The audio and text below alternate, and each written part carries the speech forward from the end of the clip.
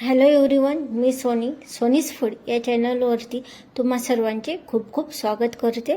आजची special recipe आहे शाही पनीर। त्यासाठी आपण 150 ग्राम पनीर घेतलेला आहे। आता आपण मसाल्याची तयारी करून घेऊयात।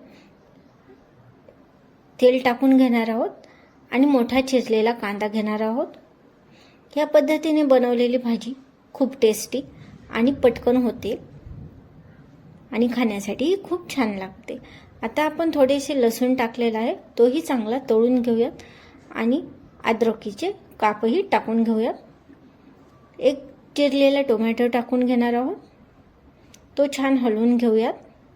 थोडेसे मीठ टाकून घेऊयात आणि आता आपण काजूचे तुकडे टाकून घेणार आहोत। काजूमुळे छान चव येते, छान टेस्ट येते। थोडेसे पाणी टाकून त्याला हलवून झाकून ठेवणार आहोत आणि आता आपण हे सगळा मसाला मिक्सरमधून काढून घेणार आहोत।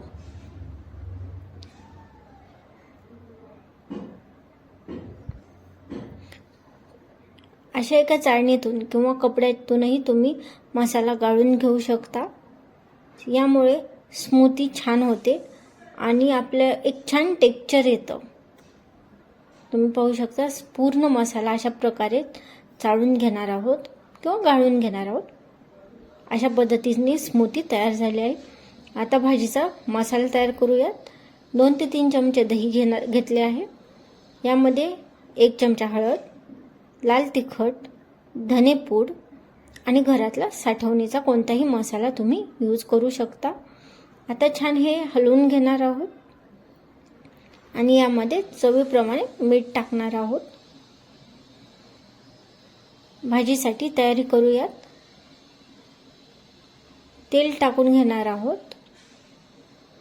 यामध्ये मसाले, पान, साल, लवंग, दालचिनी आणि वेलची टाकून घेणार आहोत। हे छान तळल्यावर यामधले दहीचा बनवलेला मसाला टाकून घेऊयात।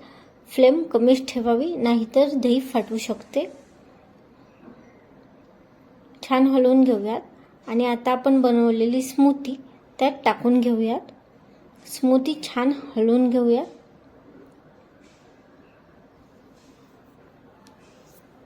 आणि 1 मिरचीचा काप टाकूयात आणि तुम्हाला हवे असल्यास तुम्ही साखरही टाकू शकता। मी इथे 1 चमचाभर मध टाकलेला आहे, जेणेकरून तो आंबटपणा कमी होतो। आणि आपले पनीरचे काप टाकूयात। मी पनीर तळून घेतलेले आहे। थोडेसे तेल टाकून पनीर छान भाजून घेतलेले आहे आणि फ्रेश मिल्क क्रीमही टाकलेली आहे। तुम्हाला हवं असल्यास तुम्ही दुधावरची साय पण टाकून शकता। छान हलवून घेऊयात